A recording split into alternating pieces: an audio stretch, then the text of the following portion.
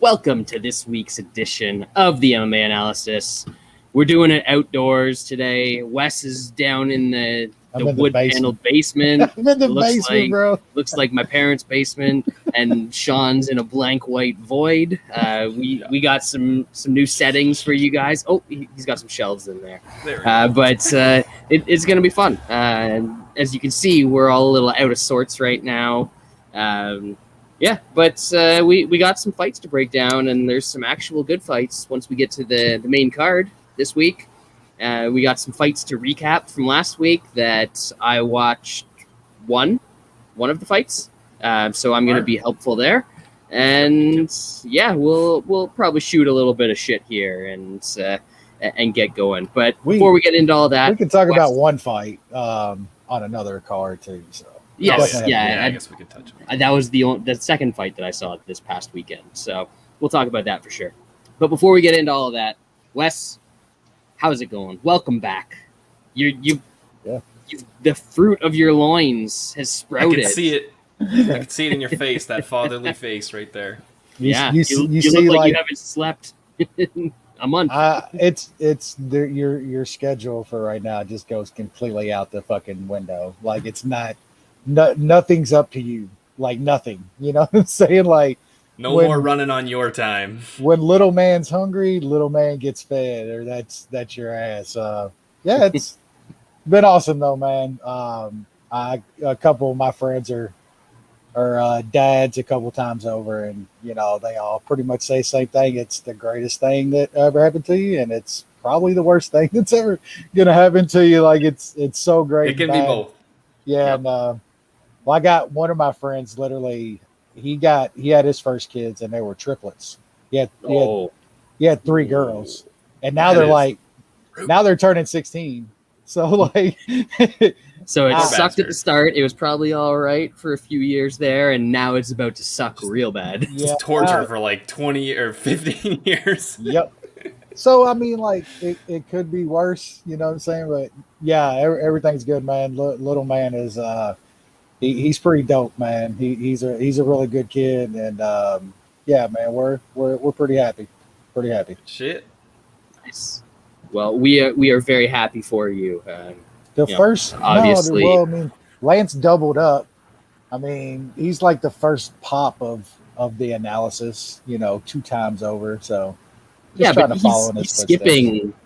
he's skipping a Black Beast title fight card. So fuck that guy. Who did he? Hold on. Who did he missed somebody before too? Like last year, one of his boys. Was it one of the Frankie fights or something like that? He bailed on us too. There was another maybe it was like a Glover fight or something like that. It was another one of his guys. Ooh, I think he did miss the Glover breakdown. Could be. To miss Black Beast though is that's criminal. Unforgivable. That is absolutely criminal. We're not going to forgive him for that one, but we might welcome him back at some point in the future. Sean, what's going on in your world? Not much. Trying to enjoy summer. It's deathly hot for here, and of course we don't have air conditioning because it snows 9 months of the year here. So when it does get hot, what's the temperature? You pull out the portable air conditioner and do hopefully it can do a decent job for as long as it lasts. It's lasting a little bit longer this year, but I'm wondering who won the pool in which one of us had a kid first between us 3. I mean, I think we were all pretty big long shots. I don't know if many people had money on West. That's for sure. Oh man, I mean, I had to be the longest shot, right? Like, had to be.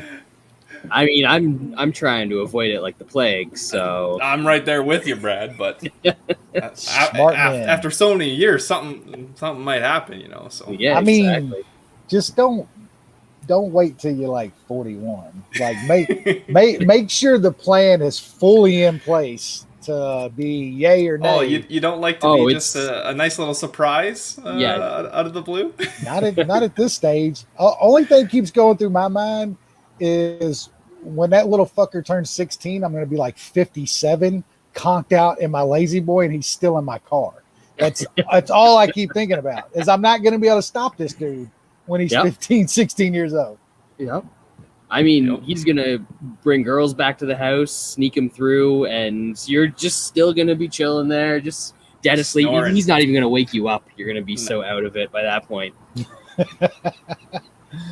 Yep. Yeah, I'm like Sean, trying to enjoy the summer. I do have air conditioning, because not quite as poor as him. Yeah.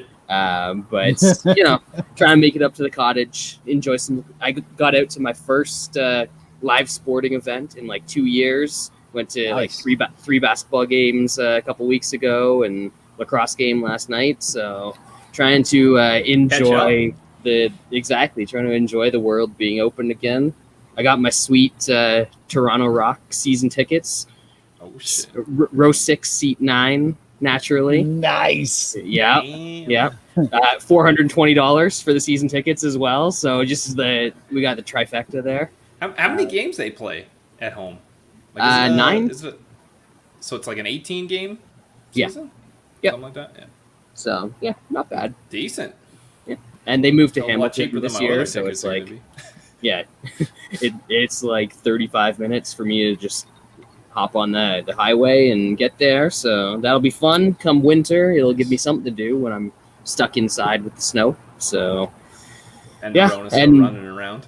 yeah, the arena's right across the street from my old office at work. So I'll just pretend like I'm being a good employee and be like, yeah, I really want to go into the office on these particular days and work from the office and, get some shit done. But Yep. enough about that. Let's talk about some shitty fights from last week, and then we'll round up the recaps with the one good fight. So there was a UFC card allegedly on Saturday. It was Headline. 2/3 of a UFC card after all the cancellations. I mean, did anybody make a and we had better a decision than us avoiding it? And we had a uncancellation, which I don't know if we've A ever combo. had. Yeah, I don't know if yeah. we've ever had one of those. No. Yeah, that was one of the chick fights. No, it was good. Gooden. Bro hugs, buddy. Yeah. Oh, yeah. Finally got a win. Yeah, he just had to really fuck with the guy he was fighting to get that win. But it was headlines by Sean Strickland and Uriah Hall. And I think the best way to sum up this fight is that at least we know Sean Strickland learned one thing from his motorcycle accident, and that's how to take his foot off the gas. Boom! Hey, Nailed it. Oh, it's good to be back. Oh, It's good to so be back. good. So good. Wes, anything to take away from this main event? Well, for one, Uriah Hall is just.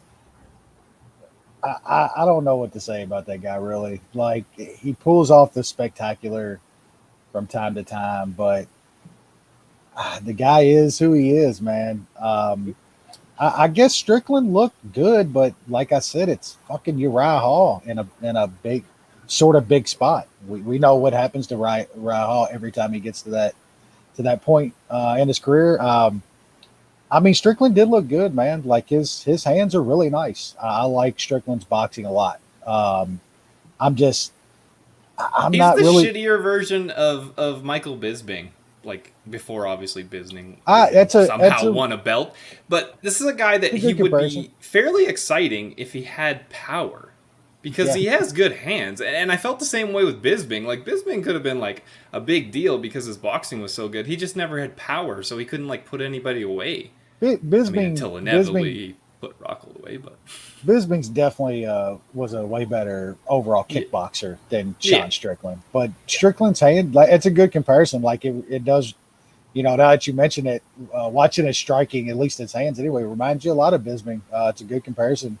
You're right. You got to finish guys at 185. You like his last couple fights, the beatings he put on dudes and couldn't get them out of there. You can't get Uriah Hall out of there. That man's looking for a way out, in a spot like that. And I guess they're going to let Rockhold fight him. that's... I mean, if you can't get Rockhold out of there, then there's a real problem.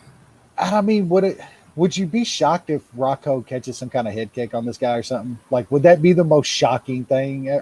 It wouldn't be to me.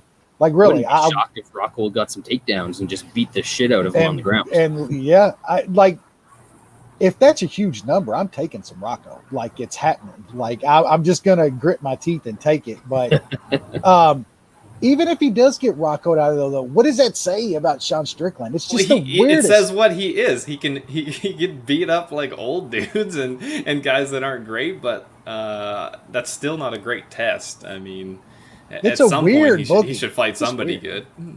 Yeah, it's fucking weird. Sean, anything to add on that main? No. I mean, Hall's one of those guys. He beats broken old guys. When he steps up, then he gets put in his place. That about sums it up. All right, down to the bottom of the cards, we had Philip Rowe defeating Oreo Cochise. 4 minutes, 21 seconds of the second round, a KO punches. This apparently happened. Sean, what can you tell me about this fight? The new Audio Slave song, R.I.P. Chris. I got nothing. I didn't watch this fight. You made the right This decision. did not interest me too much. That's for sure. I had a little under. Came through. Nice. Man, Philip Rowe is terrible too, man. Like, both these guys are just trash bags. Let's just, yeah. Is there any chance that we can get a number against some? Like, is he, with his finish, is he going to get any kind of boost from? Probably. He's a tall, long, athletic black guy that just got to Brad finish. Loves those guys. We're absolutely going to get a decent number next time. I mean, are we though? He was. I know. I think he's bad plus enough. 170 against this dude. Yeah. Yeah, so, he's bad we'll enough see. that I don't know if we're going to get a good number. In a fight that has been booked like 17 times over the past year, finally it happened, and Zaruk is on fire with a win over Ryan Benoit. How did I miss all these? It's just... What happened here? I had no idea how this fight was going to go, even when I tried to think about it. So this was a complete pass for me, and I don't know what happened, but you're going to fill me in. I took a little Benoit in this fight. Just thought he could, be the more kind of veteran guy and squeak out a decision. I think he probably almost did. Was it a 30-27? This was Didn't the he win start. The first? This was the start of just just the scoring is out of control, man. These guys literally. And we're in Texas this week. It comes in waves, man. We're hitting nuts, a crest right now with what's going on the last couple of weeks, and now it's crazy, dude. It's fucking out of control. Bellator actually had a couple very fucking questionable decisions on their card as well, but I thought Benoit was coming on. You could have argued, I think, for Benoit getting a couple rounds here, but one of them was really close, and I couldn't argue with the decision, but I think everybody saw 30-27s, and people was like, "Oh shit, here we go! It's going to be one of those nights." So, I don't know what to think about this guy, man. Like, he looked okay at first, and then I thought Benoit looked really good later on in the fight. So, who fucking knows? John, anything? Nothing to add. Just a bit surprised by the 30-27. I thought this was a fairly clear 29-28 either way, but that's judging for you. I know you guys have some hot takes on my girl Ashley Yoder getting robbed out of a decision against Jin Yu Frey. This was a fight. It happened. Go ahead, John. Why is Ashley Yoder still in the UFC? Like, I know there are a lot of bad fighters on, especially in some women division, but she's horrible. Somehow she survived like 3 losses in a row and still got another fight. Got some wins. She's now won in her last 4. She has 7 losses in the UFC. Does anybody care about Ashley Yoder? So why is she on television still? I mean, she's kind of hot in some pictures. and then weird looking in other pictures. Maybe Dana's only seen the pictures where she looks hot.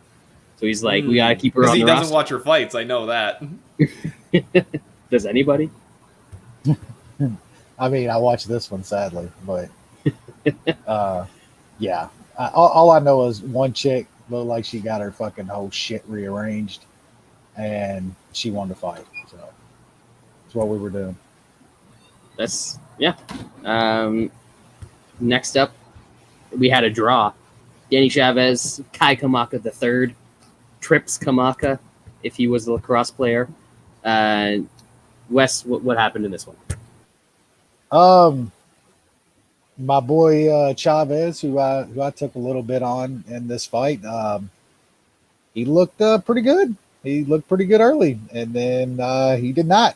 And then I think he used it all up, landing just all kinds of shit on Kamaka. Was a really fun fight, back and forth, but Chavez ran out of gas, man, bad. And I bet him in this fight. I think he's a decent fighter, man. Like I really do. He's got some okay skills on the feet, but fuck, man, like. He looked like Rodolfo in a couple fights back. He was like done.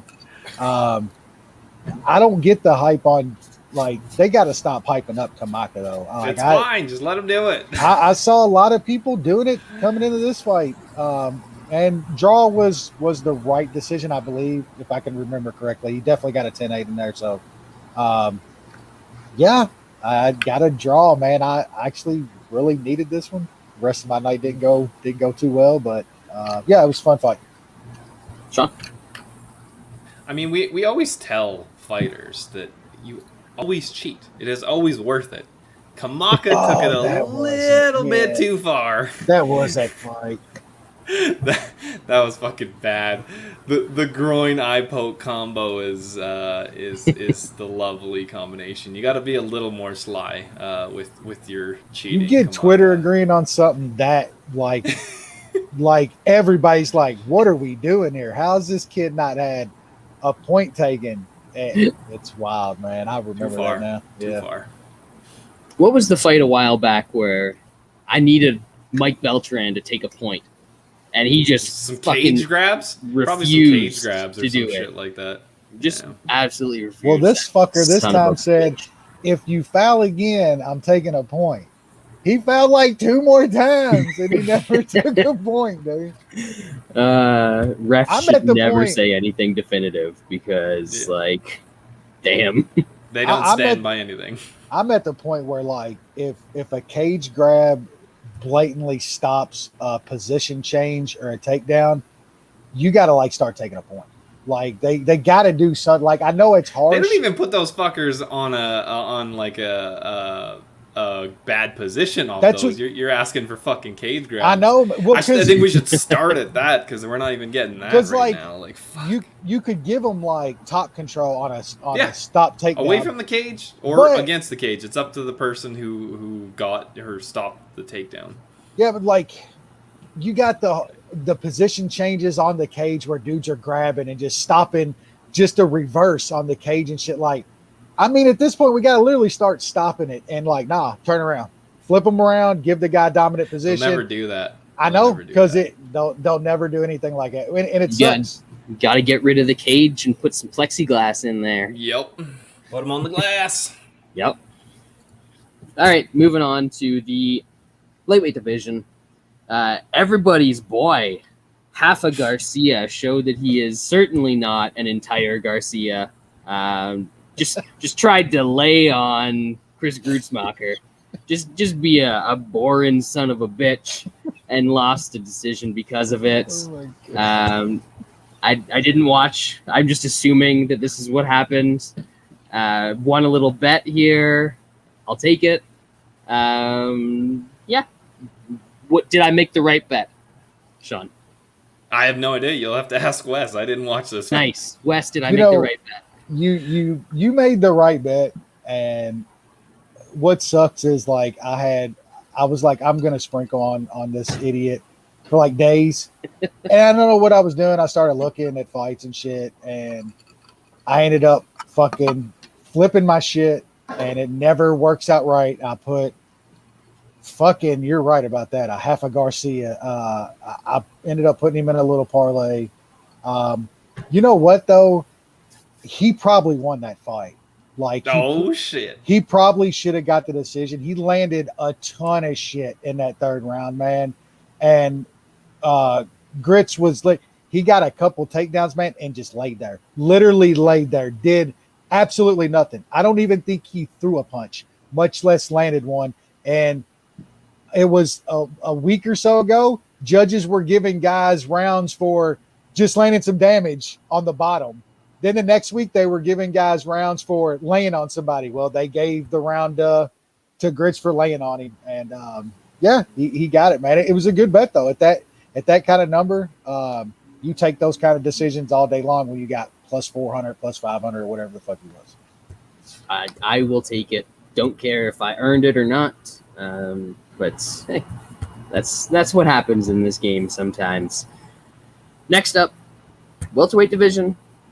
Jason Witt beats Brian Barberena. I did not see this one coming. Even in my my blind cottage drunken stupor, I didn't even sprinkle on Jason Witt in this one. Kind of figured that Barberena would be able to take over with the cardio, and I think he did to a certain extent, but that dude cannot wrestle even a little bit. So that's going to make it difficult for you at this level. Wes? Yeah, still, I don't know how Barberena didn't get that guy out of there. Like, really. He had that dude rock so bad in the third round, like a couple times. I was like, it's over. He's going to come back and finish his. Just couldn't do it, man. You're right, man.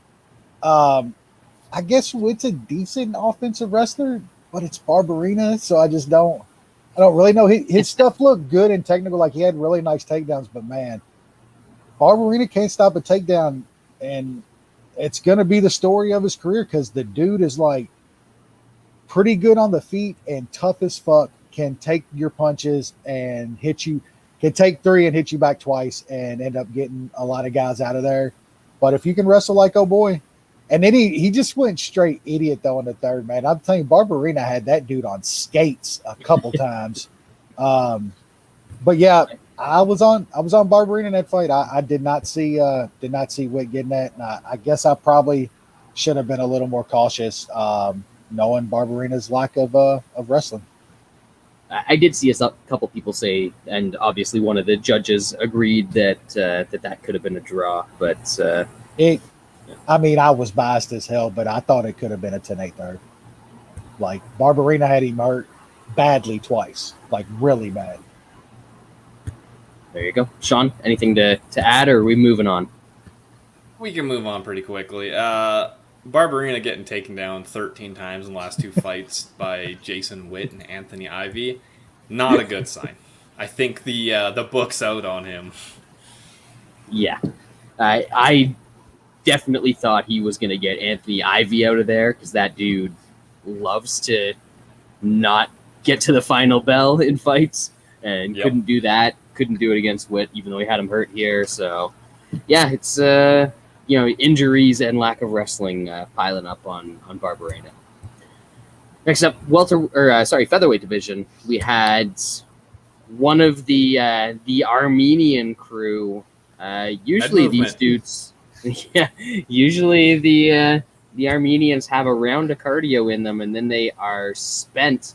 But Melsik Bagdasaryan, second round finish over Colin Anglin, and I was actually thinking of playing Anglin here, but again, luckily, cottage drunken Saturday stupor didn't end up getting that one in, and he got his ass knocked out, which is kind of impressive because I've seen a couple of his fights, and that dude is usually pretty tough. So, good win for Gabe's boy.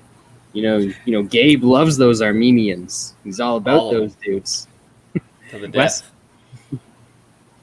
Yeah, it was a pretty decent performance, and like you said, the cardio held up pretty well, and a pretty fast-paced fight. Him having a lot of output, so.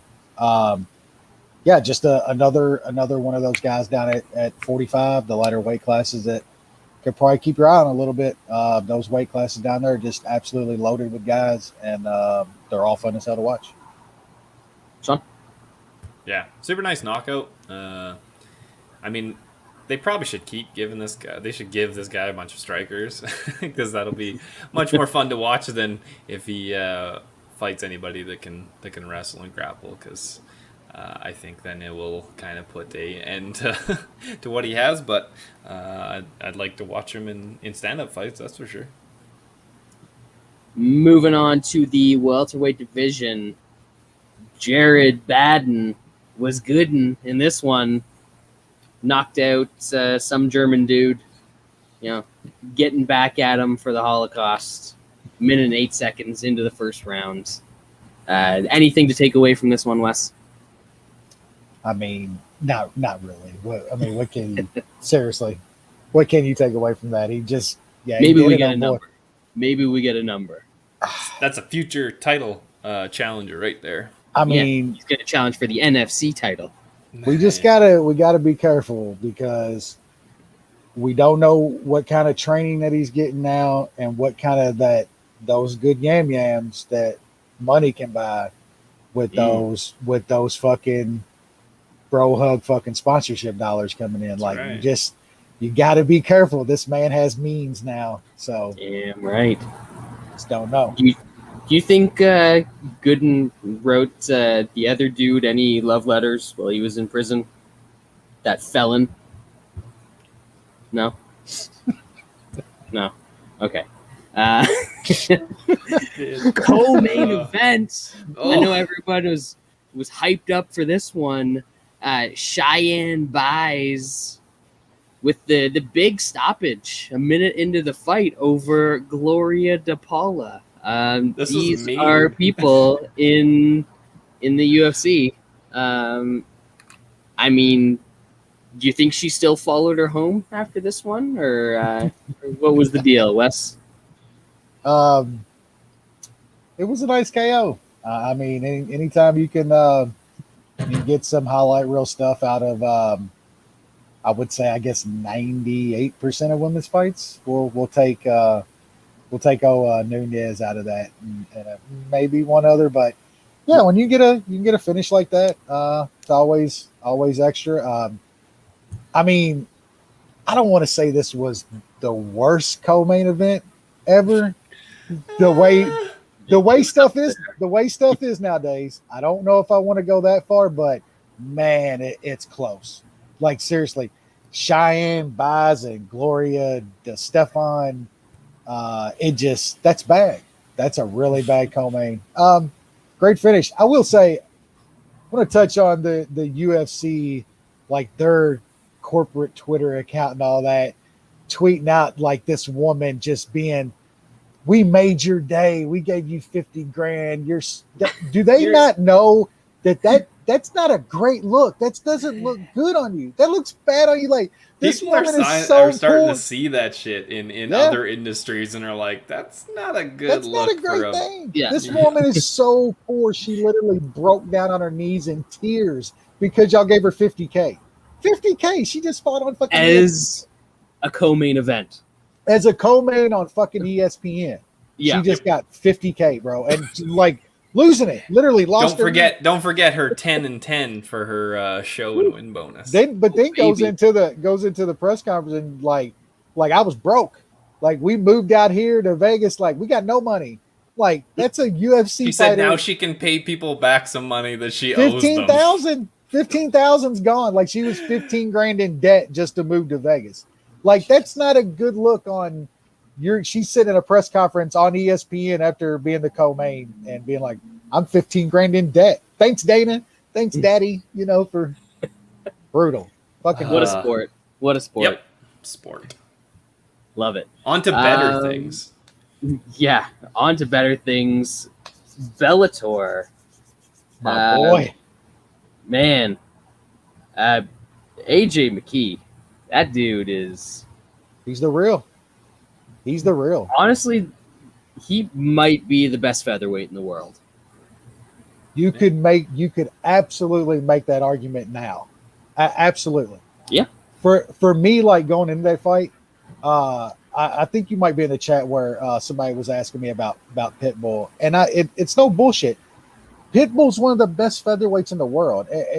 He's fought so much top competition, and for AJ to go in there and do that to that man, like, come on, bro. Finish him twice, basically. Yeah. That was, knock him out and sub him all within like 45 seconds. I could make a legit case for him against Volkanovski, for him against Max, for him against anybody. You can make a case for him legitimately, and he would be an underdog. He would be an underdog in every one of those fights. Yeah. AJ McKee is the real. He's probably the best thing that Bellator's about ever done with a fighter. Like they built him up perfectly, and props to the OG, man. Props to his dad, like Antonio. That dude's groomed him perfectly, man. That kid was a born fighter. If there was ever like they say that, and it's cliche, AJ McKee was a born fighter, and his dad raised him his entire life. And in his back pocket, he's got the ability to win an incredibly boring decision. Yeah, I mean that's his bloodline. Like, taught him that. They breed horses for distance or turf or something. That man's bred to be a lay and pray fucking boring fucking winner. Absolutely. He can win any way he wants. Sean, thoughts on AJ McKee? I kind of wish they would have let it go a little bit longer, just so he could have his like John Jones moment when he just dropped Machida dead. It was gonna happen. It was gonna happen. Yeah. So then there wouldn't have been any controversy. But whatever. The shitty thing about him is I think that was his last fight at featherweight, because he said that he's too big and he probably is not going to fight there again. He's going to go up to 155. Well, and he can just fight Pitbull for his 155 belt. Yeah. Let's run it back. That's what he's going to do, because he's going to do like a rematch, because he got the whole like, it was an early stoppage angle, which is ridiculous. And then you got him can be double champ. I got no problems with AJ McKee being champ. Man deserves it. Yeah, absolutely.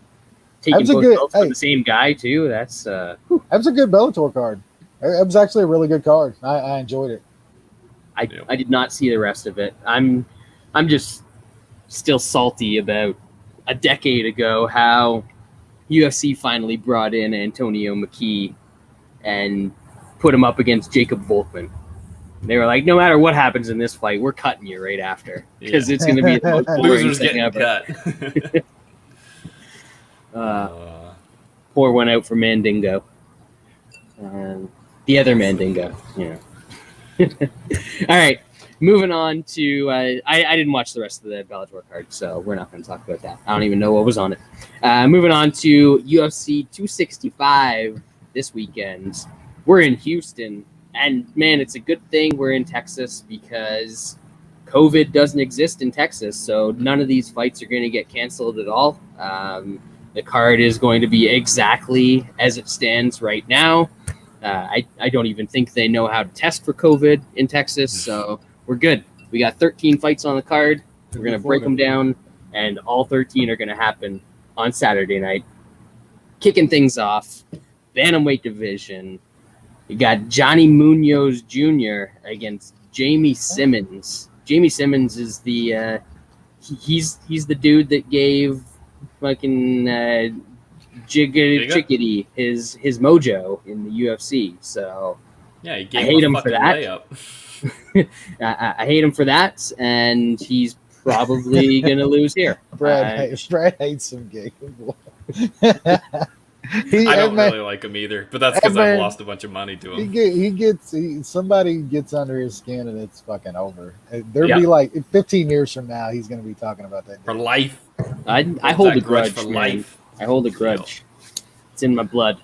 Sean, what do we got on Johnny Muñoz and Giga? Johnny Muñoz, isn't he the one that's dating Miesha Tate now, or training her or something?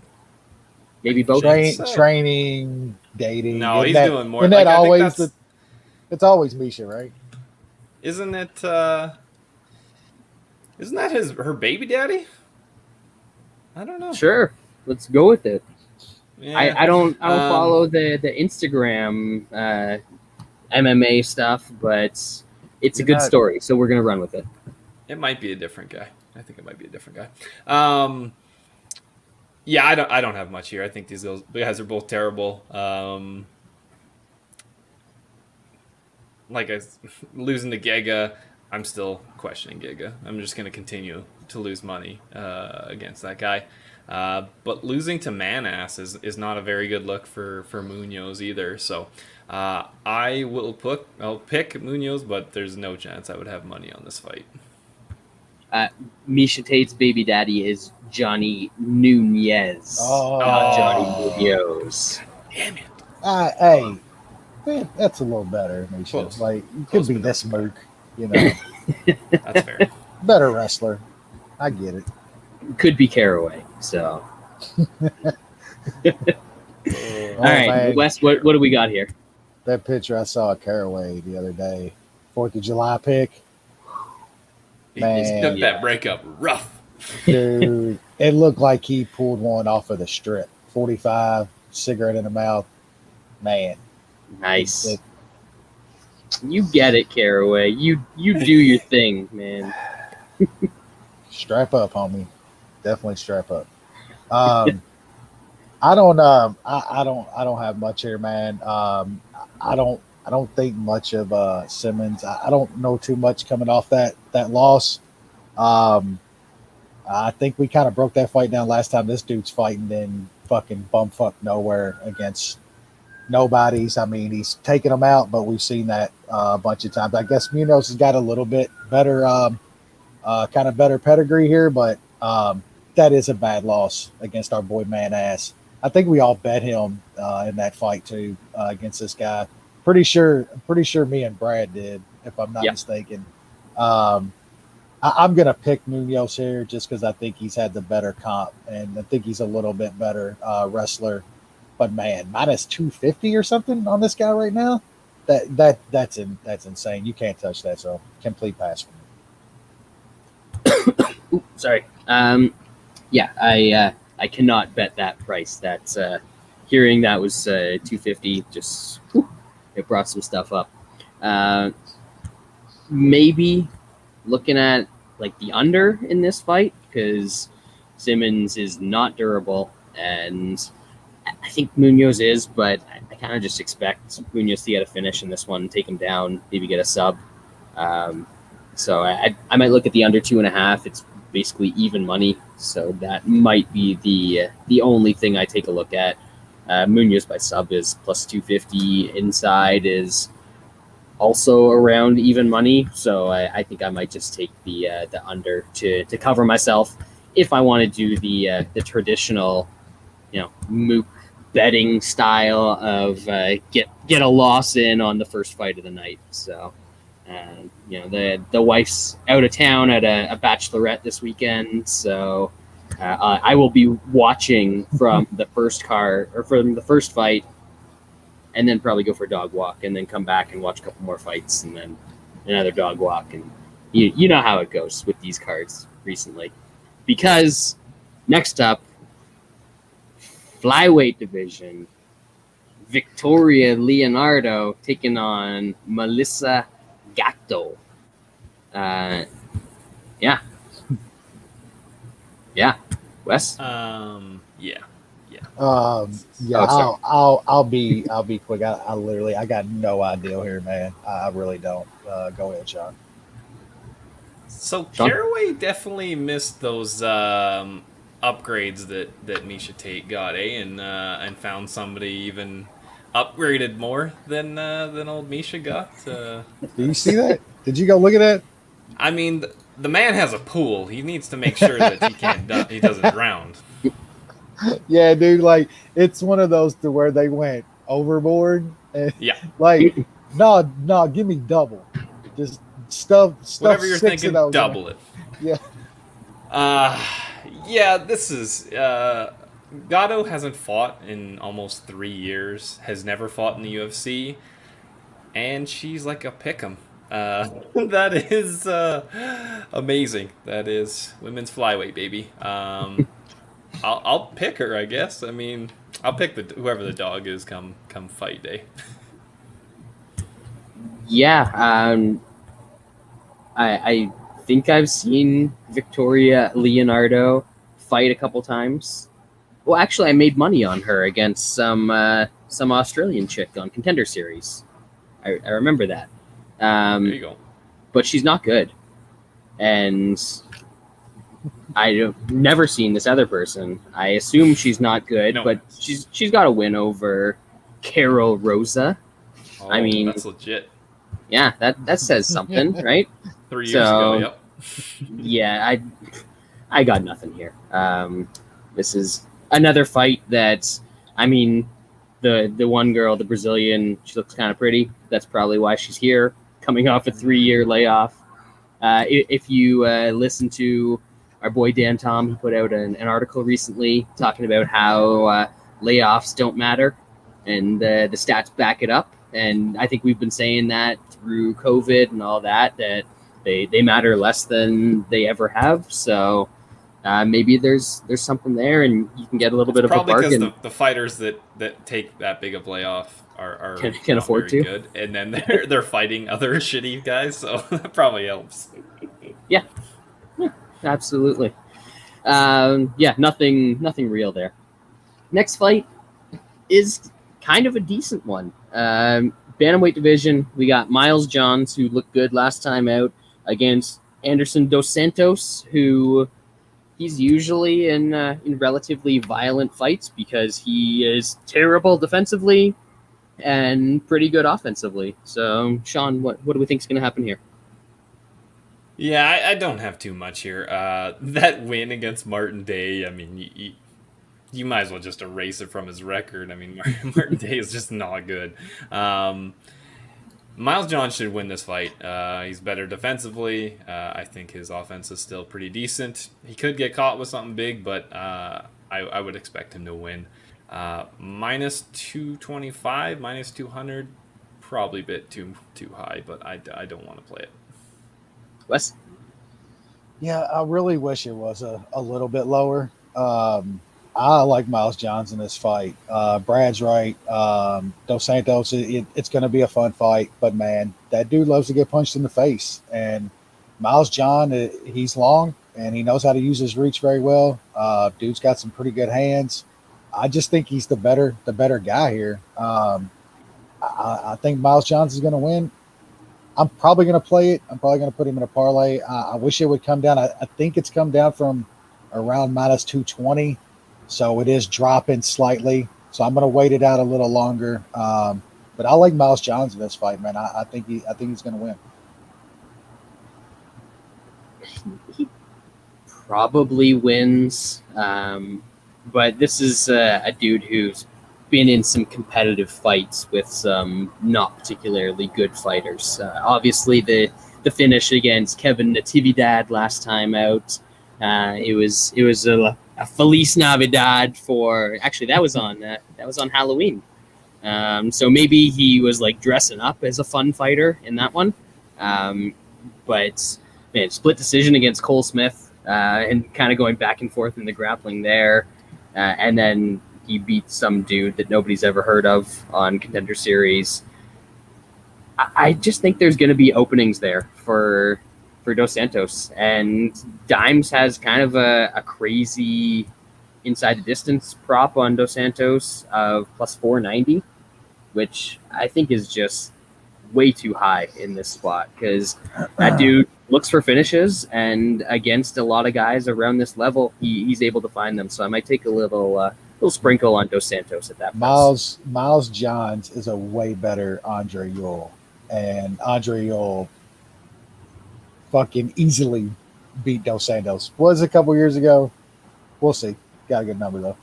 Yeah. Johns is also a less durable Andre Ewell, I would say. I mean, the only time he got finished was that flying knee, which was pretty good. Hard to put that past or hold that against him too much, but It's going to be a wild. It's going to be a wild fight, and that's a good number for that. Wouldn't be shocked if he got Miles Johns out of there. The dude's if he wins the fight, it's going to be by a stoppage. He's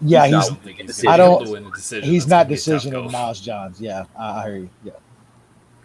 Next up in the flyweight division, we have Manel Kape, the KKK man. No, wrong thing.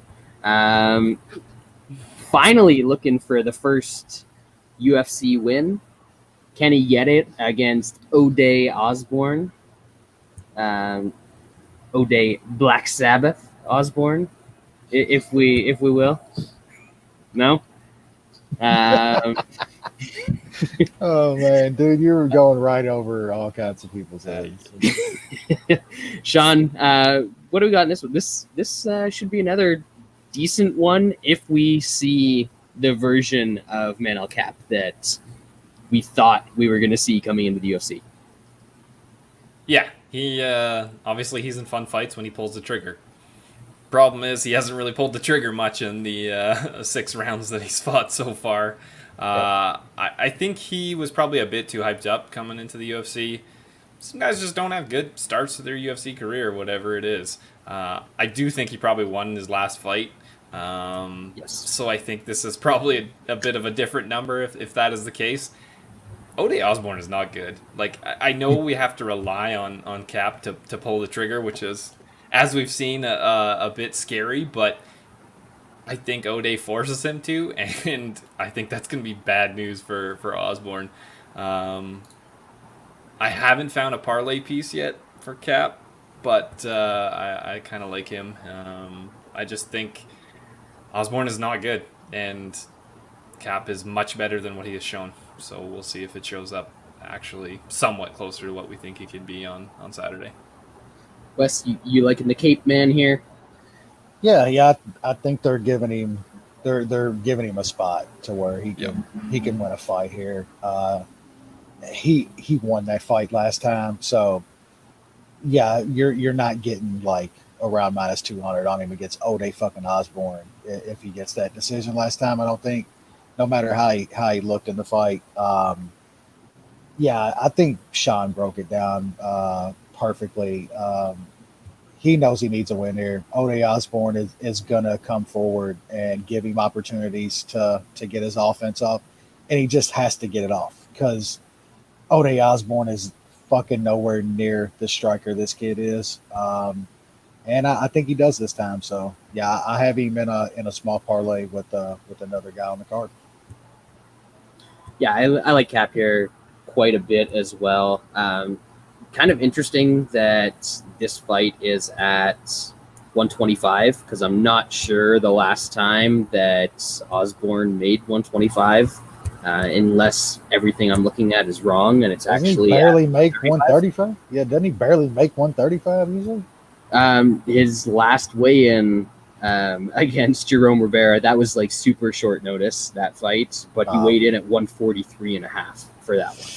But I think that was one of those cases where both guys just sort of decided we're not cutting weight. He's fought as high as featherweight before. Yeah, so it'll be interesting to see what his cardio looks like in this one if he does cut all the way down to 125.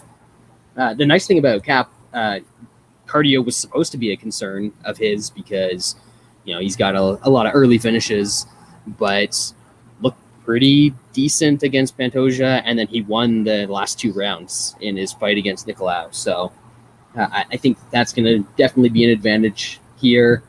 Osbourne ends up on his back a lot in fights, so it's not like rounds are going to get stolen from Kape for, being on his back for a couple seconds like he was in a couple of those Nicolau rounds. So I like Kape quite a bit in this one. I think he might be able to get a stoppage, but even if he doesn't, he should be able to find the right strikes to win a decision. So probably end up throwing him in a parlay with somebody. Don't know who yet. Haven't really fully thought about my betting card other than the couple of bets that I've already placed, but he will end up on it somewhere along the way. Next up, this is like a 2017 co-main event, baby. Yeah. This is some hot shit going on here. Carolina Kowalkiewicz, as I was saying to Sean, I thought she retired. I think everyone thought she retired, but apparently she just retired from being a good fighter against Jessica Pasta, who everyone thought she retired because she was trying to be, do some crazy steroids. Got caught. Obviously, but, look at her. Yeah. They're working. She should get her money back. She took the Tim Sylvia stuff instead of the good shit. But she's doing the OnlyFans thing, and if there's one thing I've learned: if a fighter has an OnlyFans, you should probably fade him, even against 2021 Karolina Kowalkiewicz. Wes, thoughts on this one? Man, it's hard to bet on a 35-year-old chick who has lost 4 or 5 straight. That's apparently retired, coming back or some shit. But man, I think I'm gonna probably have to do it, man. Like, Penne is terrible. She's fucking 38. Only if there was ever a spot to fade somebody, man, my goodness. It's just the other side that you got to use to fade them. I'm going to pick Carolina here. Absolutely. I think Penne's just, I don't know how she's still fighting, man. That last fight she won, but I think she got her shit pieced up. And she got power bombed. Yeah, She definitely lost that fight. But yeah, she was getting fucked up. Yeah, I remember it better now. Yeah. I'm picking Carolina. I just think she's the better fighter anyway. 2 washed up fighters that shouldn't be doing this. I don't know why they're on the card. She's better, and I think she's going to win this fight. So I'm like Brad. I'm going to be home, fucking pretty much babysitting, watching all of these fights. I'll probably have a little money on Carolina. Yeah, money line minus 120 to minus 130, and decision, you get a little bit of plus money with the decision prop, plus 120. So that might be the way to go, Sean. I mean, you're groaning, but are you gonna go on the other side? No. Kowalkiewicz hasn't won a round. Never mind a fight. A round in 4 years. Yeah, but she hasn't fought Jessica Pasta. And she still should win this fight because I mean, before her last fight, Penne's last win was 7 years ago, dude. You know what I'm saying? Against random Marcos 7 years ago, and she's getting beat by 11. Danielle Taylor and shit. Come on, man. I hear you. It's tough. It's kind of crazy that the number's this low. Maybe that's just a statement on what Kowalkiewicz is right now, which I guess is pretty correct, but I don't think she's that bad compared to Penne that she should only be minus 120. I haven't played it. I might just end up having a bunch of degen fucking plays on this card because it's probably a decent bet. All right, moving up to the light heavyweight division, and I was gonna hand this one off and then go take a piss, but I want to hear the breakdowns of Ginger Ed Herman, the Gingerer Injurer, taking on Alonzo 3 minutes of cardio Menifield. I mean, are we looking at an Ed Herman round 3 submission in this one, or is this man just getting sent out there to die? Dead. Because at first glance, this looks like it might be the parlay piece to put with Kape. Wes? It is for me. I did the parlay. I get what Brad's looking at. I understand how his mind's turning right now with Ed Herman. Let's just remember that fucking Mike Rodriguez had Ed Herman dead to rights. dead to rights. It was over. And got completely over. Fucked. He got as fucked as I've ever seen somebody get fucked in a cage fight. Like, that was bad. Look, Menifield hits 10 times harder than Mike Rodriguez ever thought about hit. He's gonna fuck Herman up, dude. Look, Herman's still hard. Like, this guy's 40 something, ain't he? He's like 40. He's 75 in fight years. This guy's been battered all around the fucking block, man. Menifield's gonna fuck him up, dude. And, I put him with our boy Kape, and I think he cashes, man. I think Menifield fucks Ed Herman up. I cannot believe that you're going against Ed Herman on a 3-fight win streak, Wes. What are you thinking? Sean, talk him out of it. Talk him out of it. I will not do that. Alonzo Menifield is not Mike Rodriguez. He is much more powerful, and he's not gonna just throw away a fight like that. Herman's gonna die in there. He's gonna get nuked. Brad, round three. If he somehow survives and comes back and beats Menifield and Rodriguez in the last 2 fights, this dude needs to retire, because it will never get better than those 2 wins if he does get smashed and come back, because it's all downhill from there. He'll fight somebody shitty again, but lose this time. Just go out on top. I'm probably gonna parlay Menifield. I gotta pull up the 365s. They don't even have the rounds out yet. They don't have the rounds I just had to see what the round 3 was for Herman. Looking at anywhere else. Yeah, the biggest number that I'm seeing out there right now is 24. But I don't think that's gonna happen in this fight. Yeah, plus 14 a bet online. That's not 24. No, that's not worth it at all. I think I might just go with Menifield and Kape. We've seen that Menifield can absolutely smoke dudes extremely quickly, and we've also seen that against guys who are willing to let him take them down and control them, that he can do that a little bit too. And just physically, him against Ed Herman is about as big of a physical mismatch as you're going to get in a UFC fight. Could see Herman on his back taking some missiles. I could absolutely see that. That would be the more dangerous route for Menifield, because, he could take Herman down and land some bombs and maybe not get the stoppage, and that's where he might risk tiring himself out.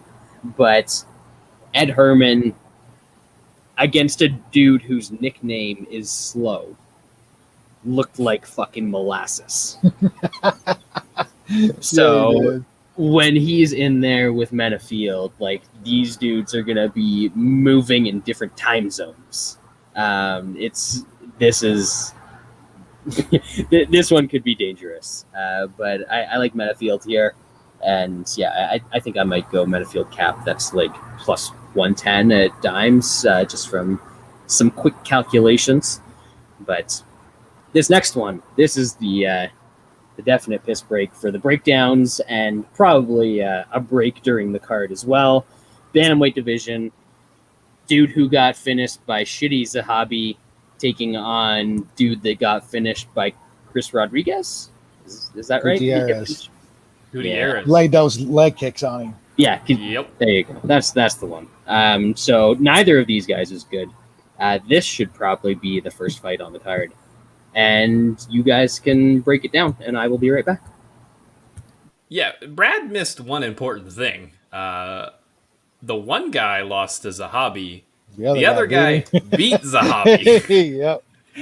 And in shitty MMA, the math adds up. I don't know. These guys are both terrible. Could Rodriguez leg kick the shit out of Morales like Gutierrez did? It's possible. It's pretty low level. I'll pick whoever the dog is. I think right now it might be Morales. This is not a very good fight, and hopefully somebody gets knocked the fuck out.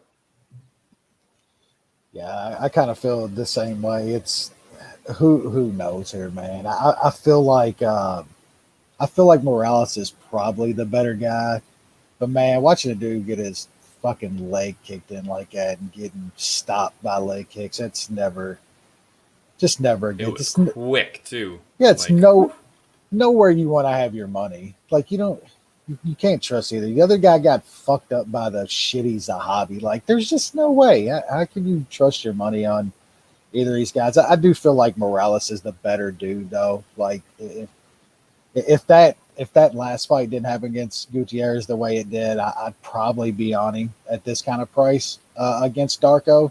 So I think he's the better guy, but just can't trust it, man. But there's a lot of other better spots on this card. But I'll pick. Yeah, I say that, and I'm betting Carolina and shit. But I'll pick Morales. But yeah, probably no bet for me. yeah, now we're actually going to start with the good fights, and perfect timing. Brad is back to give us his breakdown of that amazing fight. Oh, we're still talking about this bantamweight scrap? We just got rid of it. Okay. Yeah, I've got nothing to add. Everything that the gentleman said prior to me was absolutely correct, and I stand by it 100%. I'm gonna put the mortgage on whatever they said. Smart. Moving up, lightweight division, we've got Rafael Fizzy Pop, the dude that everybody's in love with. The Fizzy man. The dude that if you wait until before the fight, it will probably be like minus 500, and he's gonna lose a decision to King Bobby Green. Woo! I don't think so. Woo! Let Sean go first on this one because I think he feels differently. Go for it, Sean. I've bet Bobby Green a lot in his fights. He seems like a guy that kind of rises to his competition, but also lowers himself to his competition. He pissed away that Thiago Moises fight. There is a case for him winning that, but he definitely could have done much more in that fight. Fizzy Pop, he is pretty good. I know Brad wants to poo-poo him, but he does have very good technique. I don't think his possible holes are going to be able to get exposed in this fight. Bobby Green's just, for the most part, likes to box. He doesn't really do too much else. Every once in a while, he'll go for a takedown, but I don't think he will in this fight. I think he'll get hit a bunch and get angry and get locked into losing a somewhat close striking fight, but I think Fiziev is going to be able to hit him more. Bobby Green is tough, though. I think he can pretty easily make the bell. So I took Fizzy Pop by decision. I think I got plus 150 for a unit. Or 170. Forget what it is. Yeah, I kind of agree with a lot of that, man. I've bet Bobby Green a lot over the years, man. It's been to my detriment a lot. I did have some Moises last time out, and that was a close fight, but Bobby Green does Bobby Green things, man. Like, he will find a way to lose close fights. He does it so much. Guess he's gotten slightly better at it, or from doing that, the past few years. But Fizzy Pop is decent, man. Like that guy's pretty good. And I think where this is going to be is on the feet. And we're going to see a lot of boxing and kickboxing, man. And Bobby Green just isn't – I don't think he's tight enough, man. Like, he throws a lot of loopy, dumb shit. And I think that could get him in trouble in this fight. I haven't bet anything. I'm gonna pick the old Fizzy, man. I think it's by decision as well. I think if you like him, just take some of that decision prop. If Bobby Green somehow pulls out a close decision, then – at least you got some plus money. I think it's still around like plus 150 or something like that. That's probably the way I would go if I bet the fight. I just don't think this is a spot where we could see Bobby Green pull off one of those close decisions that he gets sometimes. This dude's way better than the few guys out who Bobby Green beat. Alan Patrick, Venata, and Clay Guida. Like that was his 3-fight run before losing to Moises. Like, come on, man. Those guys are not back, baby. Those guys are not in Fizzy's league. We are in Texas, which is going to be a little scary on Saturday for some of my bets. You could see 30-27 on each side of this fight. Each way. So. On every fight. Yep. Yeah, I like Fizzy by decision. I haven't bet anything on the fight. Here's the thing. Bobby Green is by far the most difficult guy to find, read, hit that Fizzy Pop has fought in his UFC career. Not even close. Not a question. And this guy has been going and had competitive rounds with Alex White, Mark Diakisi. He's lucky that Moicano is as chinny as he is, because that wasn't going to go well for him if that went a little bit longer. But Bobby Green, not super chinny, not easy to hit. We know he does stupid Bobby Green shit, and that's why you don't bet Bobby Green when he's a minus 250 favorite or whatever he was against Thiago Moises. But Fair. You know that Bobby Green is going to be in close fights. And there's not a lot of guys throughout his career that have been able to outstrike him. Obviously, Poirier got the finish on him, but he's been competitive with Barbosa. He was competitive with Bormadov, who was like, that dude's the better version of Fizzy Pop. He's so boring and so Russian that they kicked him out of the UFC because he was just technically striking dudes to death. But there aren't a lot of guys that go out there and outstrike Bobby Green. So if he can come out there, if Fizzy Pop can come out there and do it with his Kyrgyzstan Police Academy fame and woo, woo, woo, sound effects, his little Matrix shit that everybody's so amazed by, the fact that he gets out of the way of head kicks and leaves himself open to other strikes in the process of doing it.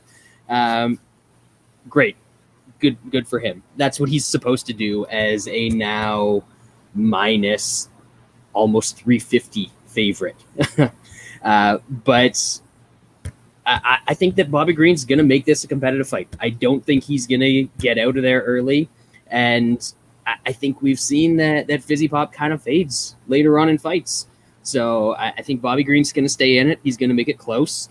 And if you're holding a Fizzy Pop ticket in a parlay, or I think the better way to play it is that decision prop that you talked about. You might be sweating it a little bit come the final bell. So Bobby Green decision plus 450. Sign me up. Just wait. And that brings us. Wait until Saturday to play that. You'll probably get another 75 cents or so on it, I would think. That's what I'm saying. Yeah. If I wait until Saturday, money. He's probably going to be like minus 500, and I can just play Bobby Green money line. Yeah. But that brings us to the pay-per-view portion of UFC 265, which is mostly good. Mostly really good. It should start off with a fun one, another bantamweight fight. Shocking how all these cards that have a bunch of lighter weight fights tend to be exciting. But, I don't know. It's not like they had a promotion with all these dudes in it years ago that was the best shit in MMA to watch or anything and got rid of it for no reason. But bantamweight division, Song Yadong, your boy, taking on Casey Kenney. Definitely not your boy. Casey Kenney would definitely have sex with Megan Anderson, for the record. Yeah, He probably paid. That was for like it. some virgin shit, man. I wouldn't have sex with her. Yeah, exactly. That's like not even like a 2 a.m. I've never touched a vagina. Yeah, but as far as fighting goes, he's gotten pretty good at it. This should be an interesting fight. Wes, what do we got here?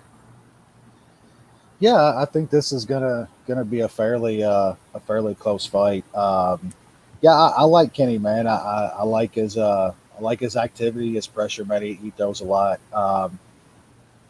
And this fight, I just think he's gonna leave himself open for some big stuff against the Dong. Like, I think the Dong hits harder than Kenney, and he's gonna land some big stuff in this fight. I still think Kyler Phillips is very, very good, and I don't think that's a bad loss for Dong his last time out. I don't think Casey Kenney is Kyler Phillips by any stretch of the imagination, even after seeing Phillips' last fight. And man, the way fucking decrepit Dom was fucking him up for a lot of that fight, man.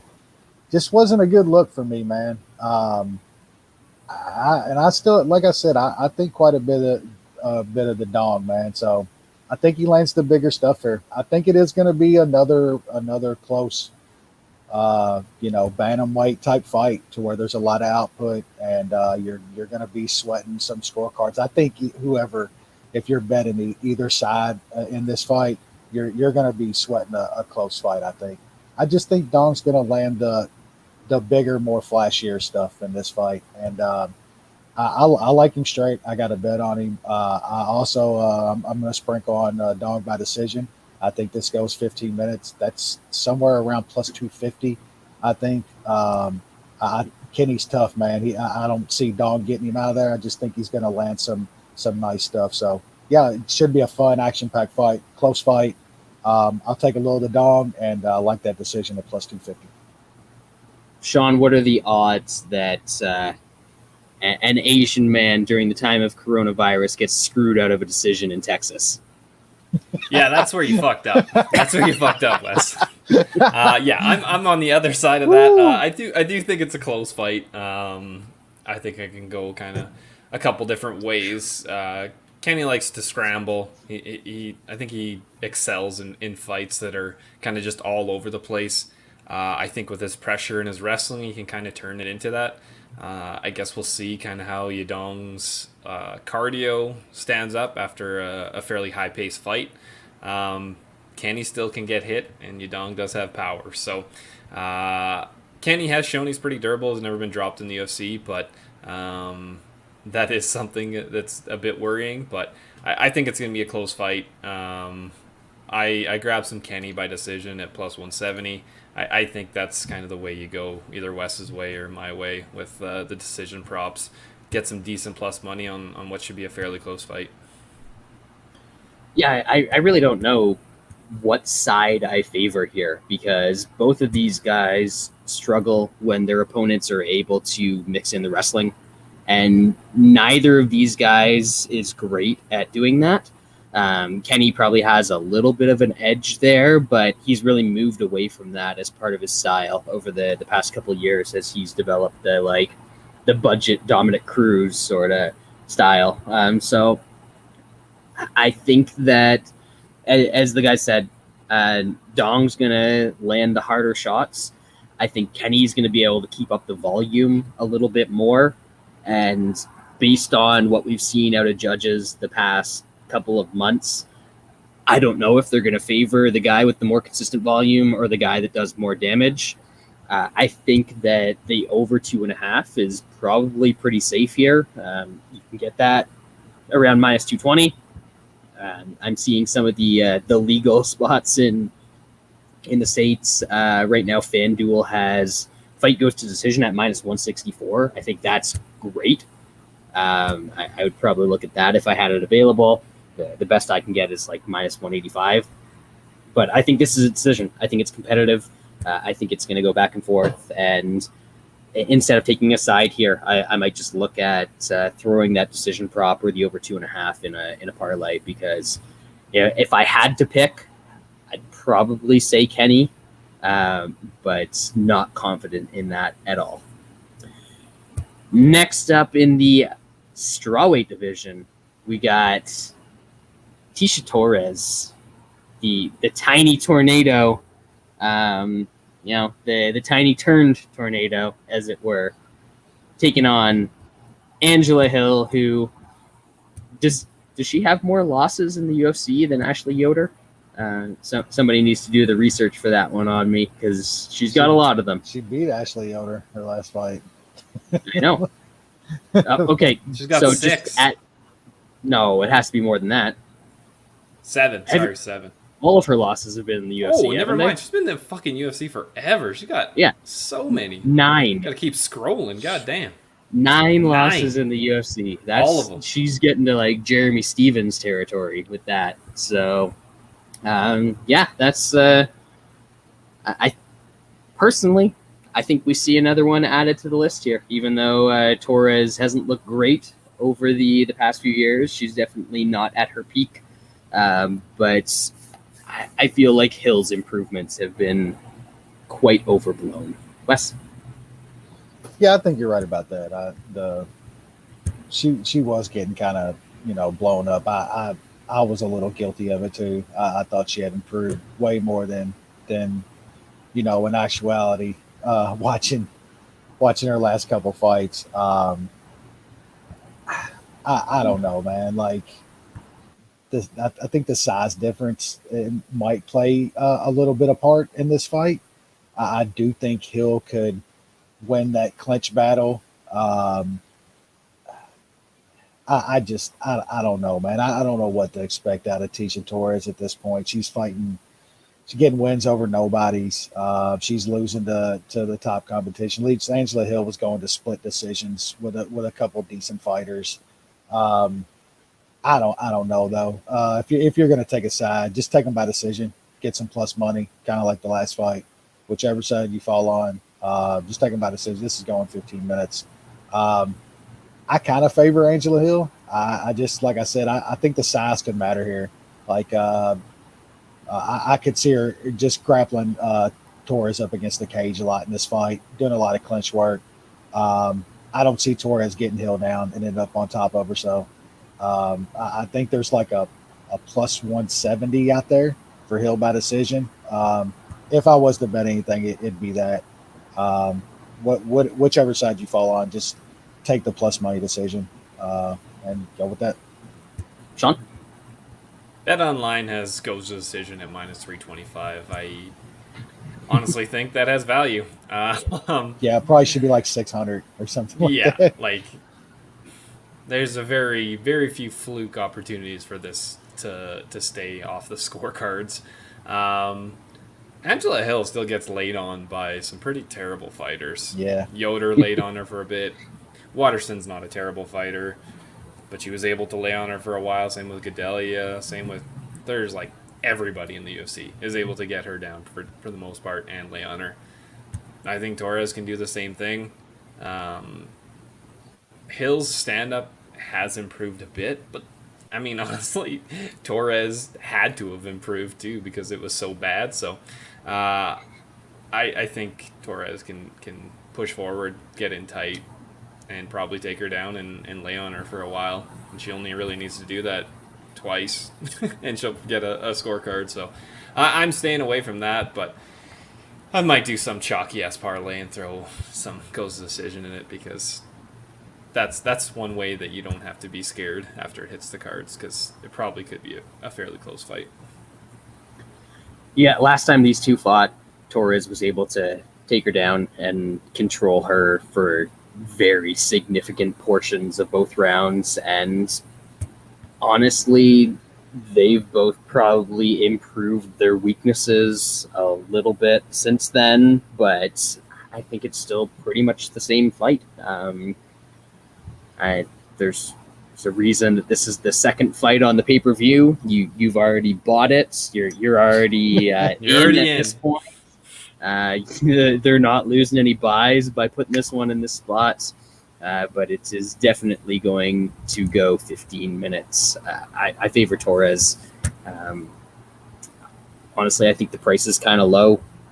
This is another spot where the decision prop, you can actually get a little bit of plus money on Torres by decision, which a few years back. Crazy to think that that was a possibility. So if I am looking for something to bet at this time, at that point of the night, then that's probably it. But I don't think I will be. I think Turk might need to go out for this one.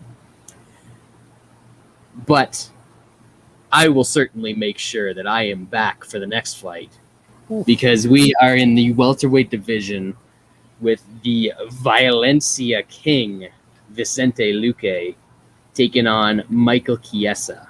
And try as he might to just take somebody down and grab the back and control them, I think that might be a difficult ask for Chiesa in this one.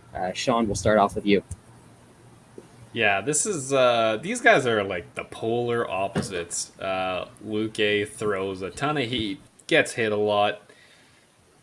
Chiesa just lays on people and doesn't even strike when he's on the ground.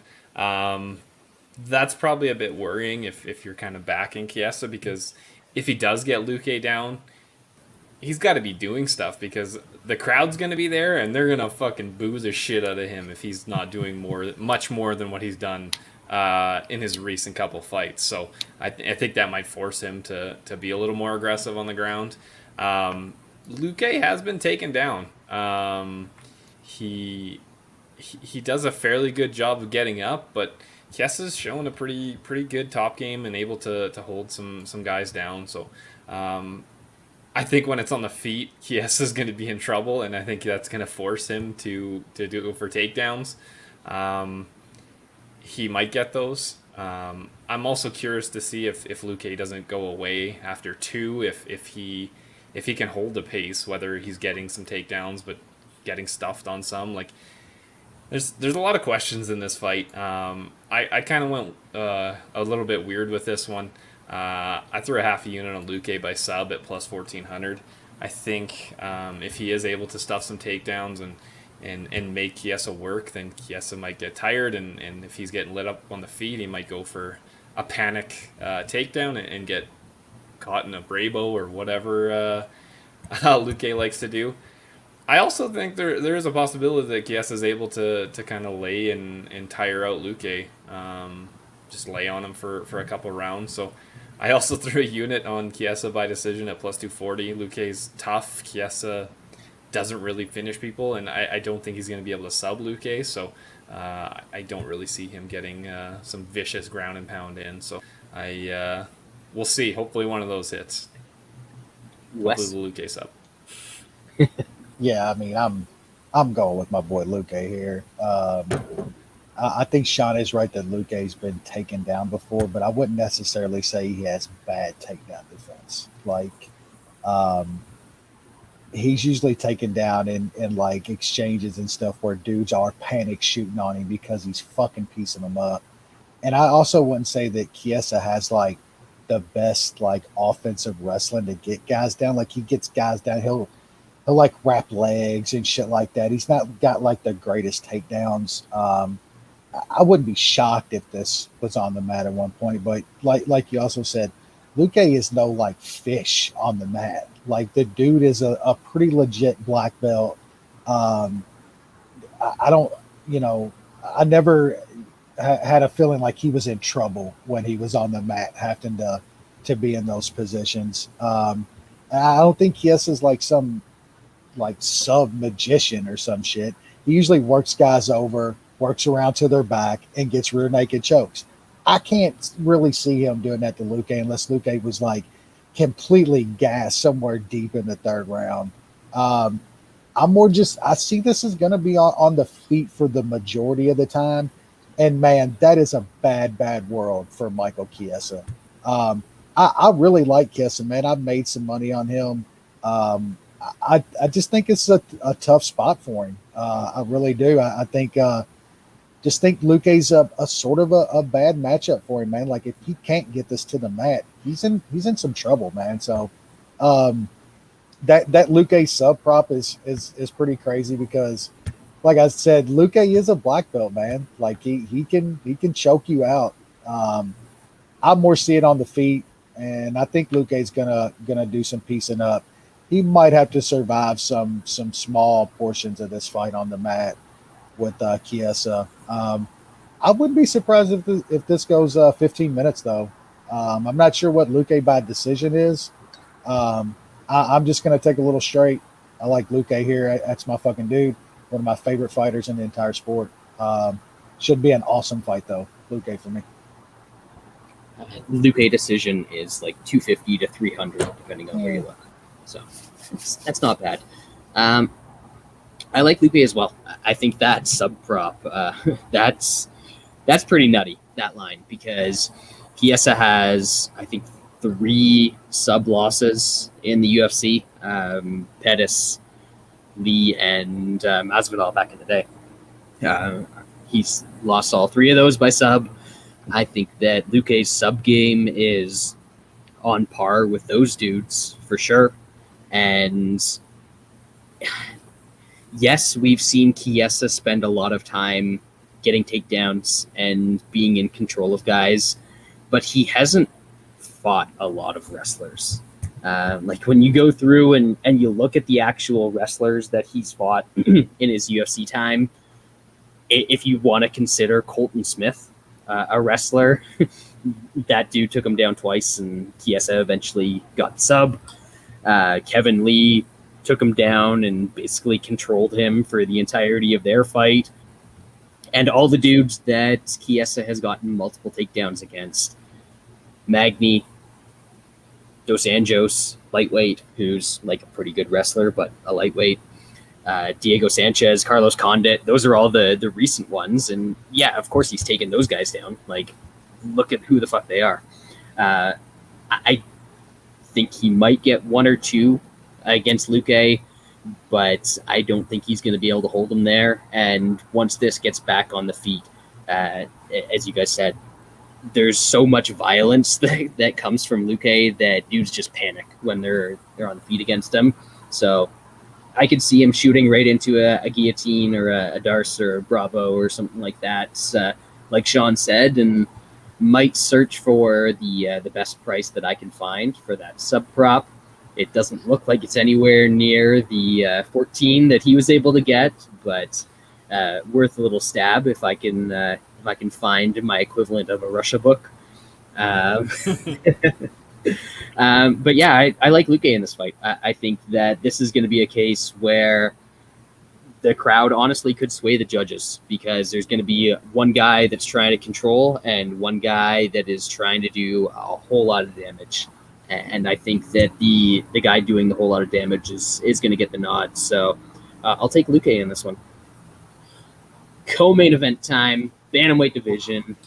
We got Pedro Muñoz, the young old Punisher, or the old young Punisher, taking on the GOAT, Jose, not Jose. You call him Jose, fucking stab you. Broad. Jose Aldo. Great fight. Even if both of these guys are getting towards the end of it, this is still an awesome fight. Wes, what are we looking at here? Yeah, I don't know if these guys are really getting towards the end of it. Really, these by bantamweight standards, they're like these dudes are still really fun. I mean, goddamn, our boy Muñoz went out there last time and fucking put it on. Oh, Jimmy. Sorry about that, Lance. But yeah. That's the real reason he didn't show up. He was embarrassed about that pick.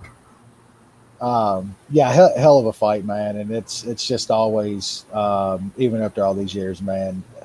There's few dudes that give me up for a fight still. Like Aldo, you just feel like you're watching a legend, man, perform every time.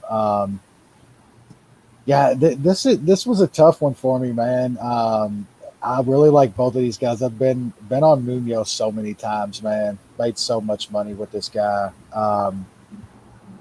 I just feel like in this spot, man, when you're going against one of the greatest defensive guys down here, and obviously one of the best offensive guys, man, we say it all the time, Muñoz, he just gets hit. He gets hit in fights, man. He gets hurt. Guy's tough as nails. He comes through those spots, but man, I think this is just the wrong guy to be getting yourself in those spots. It takes one from Aldo, body or head. It takes one. We've seen that over and over, and I think we could see some legit Aldo body work in this fight. I think he's gonna fuck that Muñoz body up, man. Muñoz leaves himself wide open in any number of ways. You got an offensive sniper like Aldo. It's not great. We've seen Aldo still got just an insane chin. I mean, the dude, what he took from Jan and then to come out and perform like he did last time out. He's taking this weight class now. I think he amazingly looks good down at 135. He's kind of gotten his body to that kind of size. I like him here, man. I don't see how you could ever go against Aldo at this kind of number.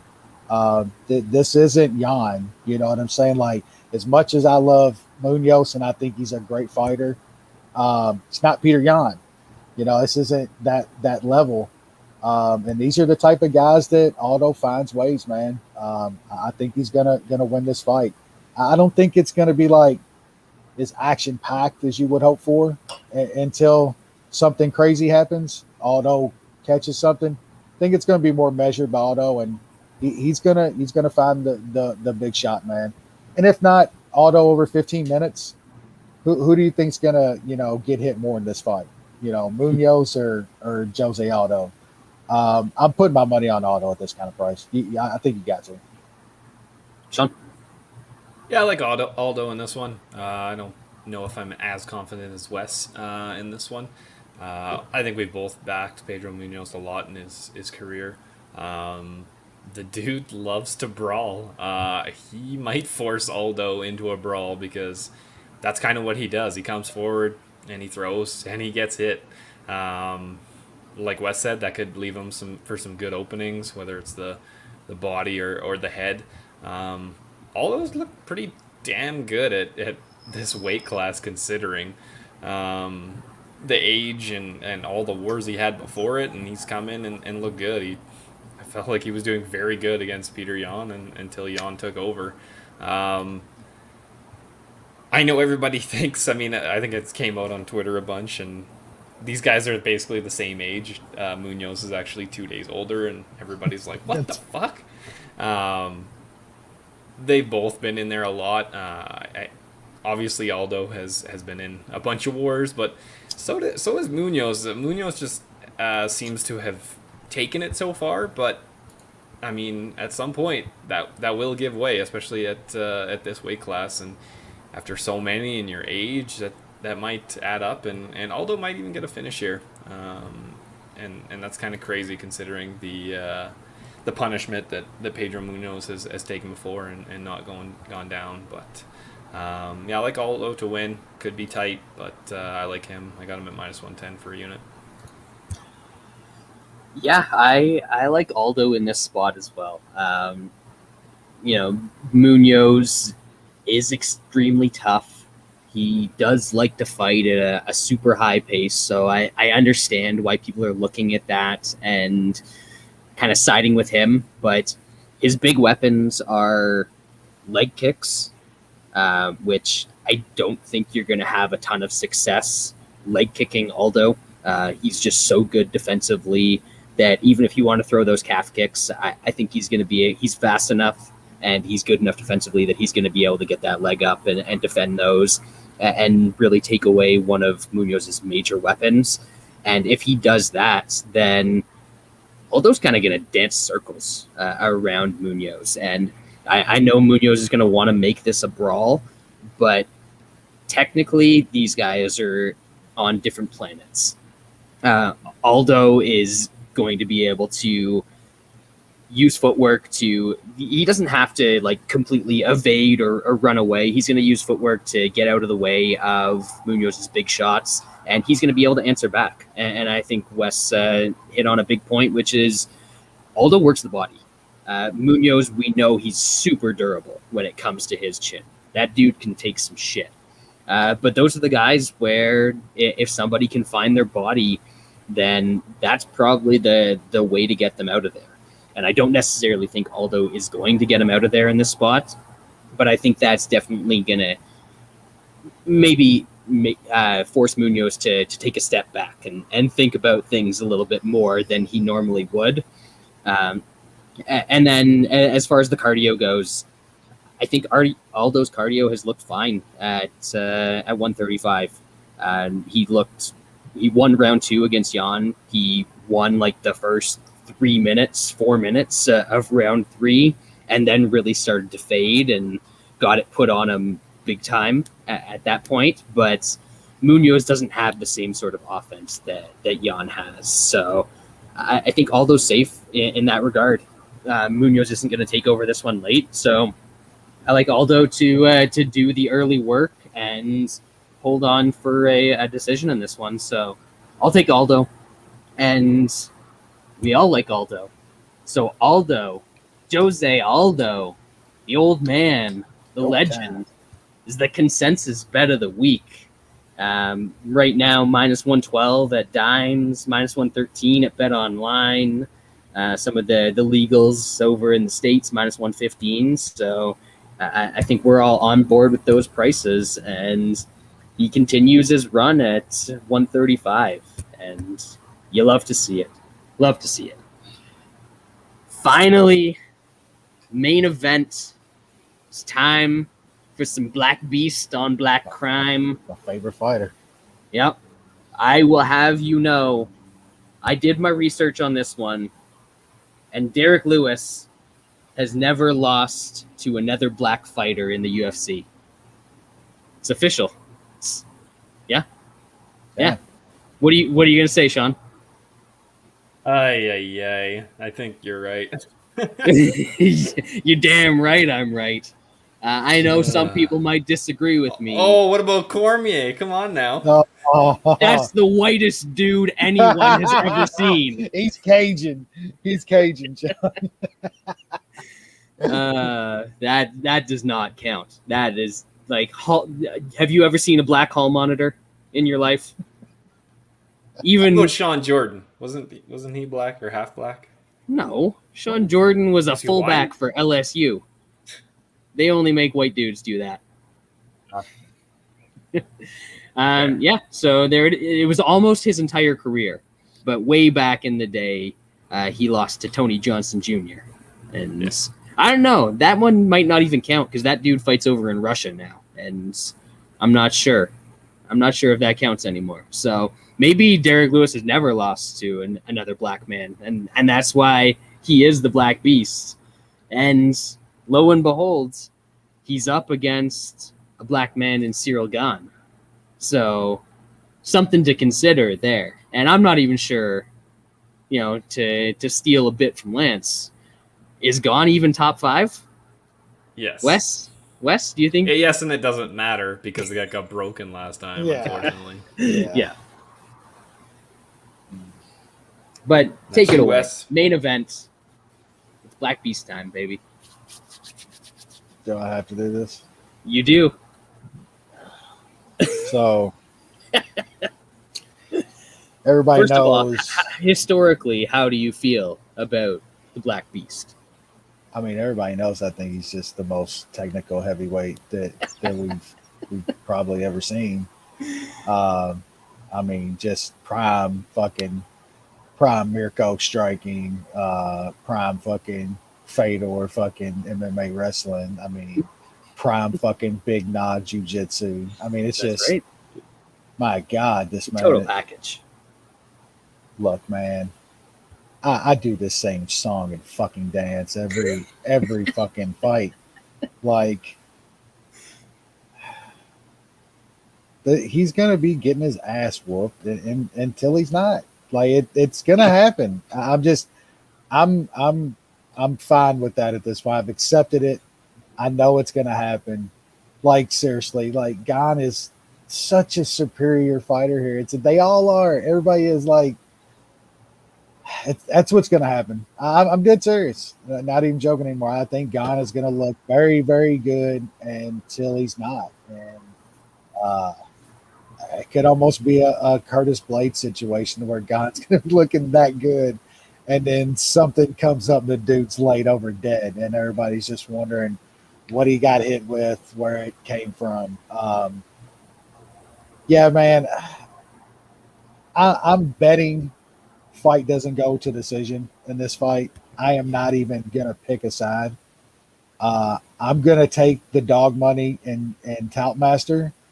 I'm not betting a side. I'm not doing it to myself again because I know exactly what's going to happen. But I think Gane could get Derek Lewis out of there. I think he could end up on top of him, dropping fucking hammers. And then I could also see Derek Lewis grabbing him from up under his armpit, throwing him off of him, getting up and smashing his dome in and knocking him out. So I'm going to go fight doesn't go to the decision. I think one of these dudes are going to get finished one way or the other. I'm not making an official pick. I'm taking the dog and Toutmaster. That's it. Not doing it. Sean, the more important question is Derek Lewis going to come out to like Scarface? Is he going to come out to Ghetto Boys? What's going to be the entrance song? Do you even know what I'm talking about? It's going to be some fucking Trey the Truth or some shit like that. It's going to be some heavy Houston He's got to come out to some Bun B and Pin C. Maybe some little flip. That's not bad. Paul thank you for your sacrifice, Wes, because you are not betting Gane. I know. I am betting Gane, and Gane is going to win. So I appreciate that. Yeah, I also bet doesn't go to decision. I think I laid it at -195 for a unit. Lewis physically, I don't believe can fight for 25 minutes, whether he's winning or losing. So I don't think he's going to land that bomb. I've been wrong before. This guy is not going to panic shoot like fucking Curtis Blades. I don't think he's an idiot like Volkov. But he could prove me wrong. Gane is obviously the much better striker. And he doesn't give a shit. If they're not doing it in the feet, he's cool with that. That's one thing. I mean, he's not gonna. The crowd booing is not gonna get him to do something unnecessary. So that's a smart thing against a guy like Lewis, because anytime you react and go for something you shouldn't is likely when your lights get put out. So I have Gane. I laid it him -5.5. It was -140 at dimes. I laid that for a unit.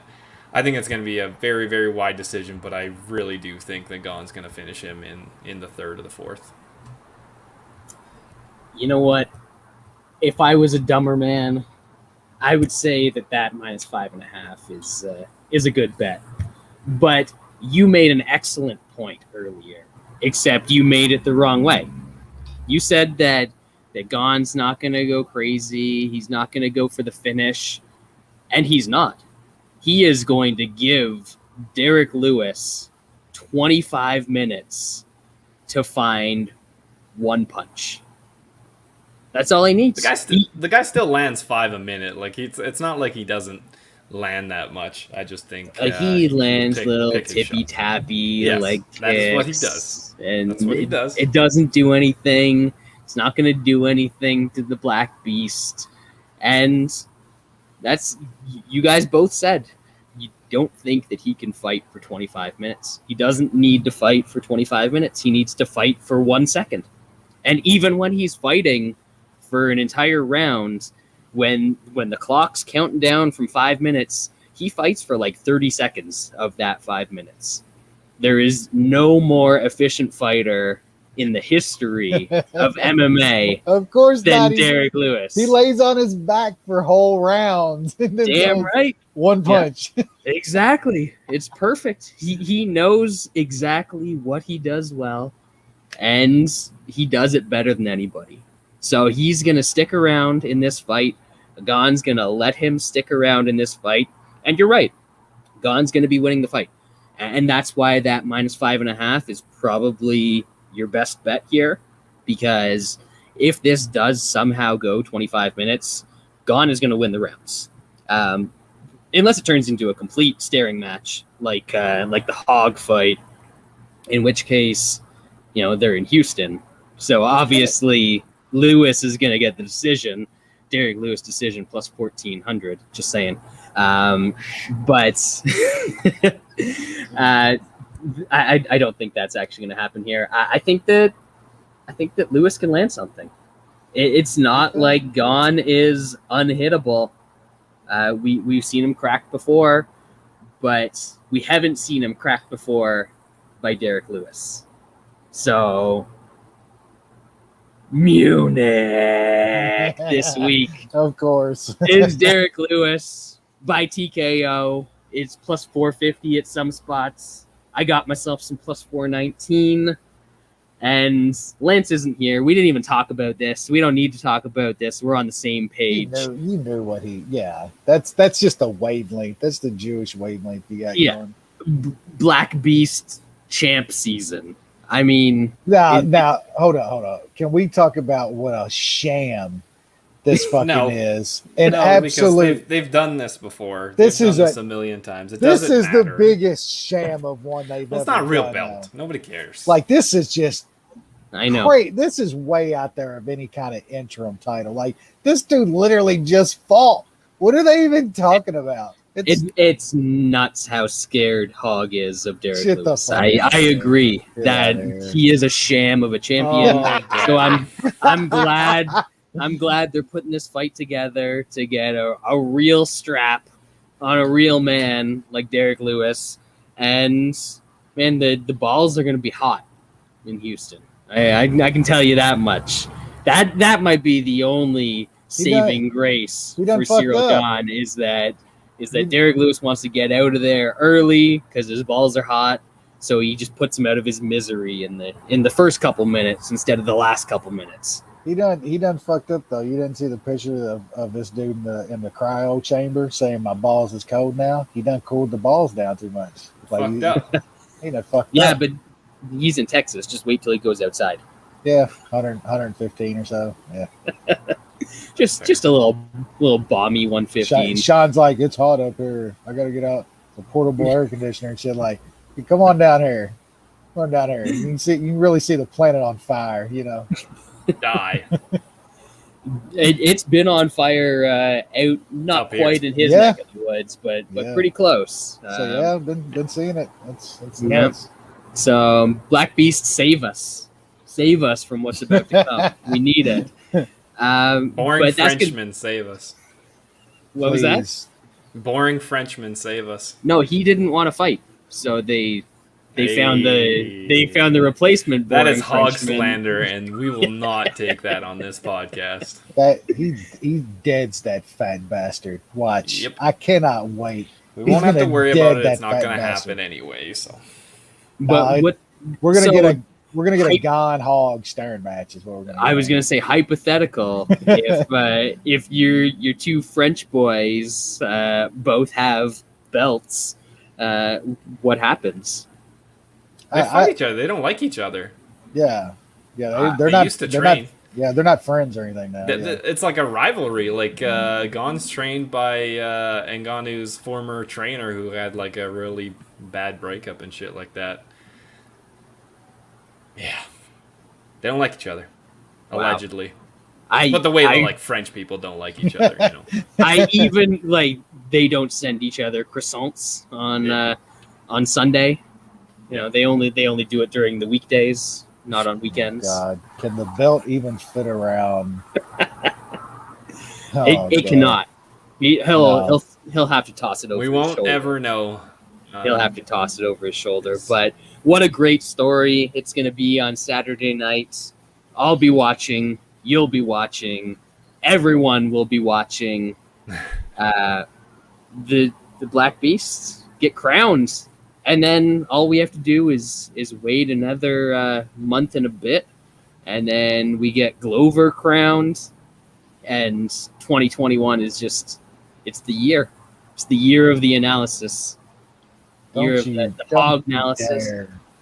Don't you dare put Derek Lewis in there with do Bronx and Glover. That is a no-no. Please, man, don't go there, bro. Also, we saw a little clip of Pedro Muñoz talking about how he used to train in garages.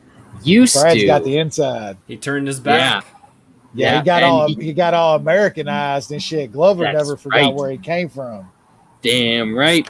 Glover's still beating up 16-year-olds in the gyms in Danbury, Connecticut. He's beating up their kids now. No, he's beating up. He just got a pipeline of fucking training partners. Like, right. Dude, bring your kids up. Bring them in from the sewage plant, and Glover will set them straight. And that's how you learn in Danbury. But we'll talk about that at a later date. Thank you for joining us this week. It was and is the MMA Analysis. We'll be back maybe next week. There's no card next week, but we might have to talk about Black Beast wrapping that belt around. So if Black Beast win, there's a good chance. If Black Beast loses, then there's no chance because Lance isn't going to want to talk about it. Pretty much. But either way, we will see you sometime in the future. 1 week, 2 weeks, who knows? We will be back. Thank you for joining us. Enjoy the card.